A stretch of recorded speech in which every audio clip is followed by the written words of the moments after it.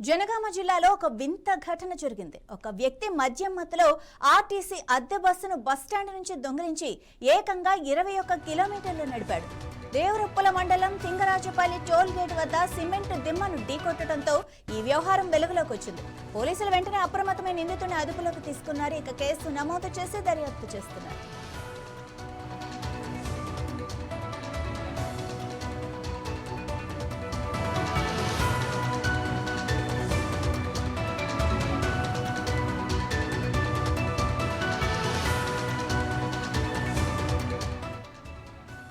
పాలకుర్తి మండలం చెన్నూరుకు చెందిన జిట్టబోయిన Venkanna dozer driver గా పనిచేస్తున్నాడు.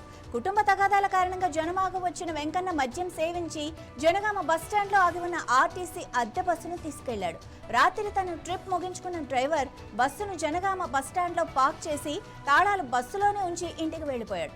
దీంతో తెల్లవారుజామున 3 గంటల ప్రాంతంలో బస్సును స్టార్ట్ చేసి సూర్యాపేట వైపునకు పయనమయ్యాడు.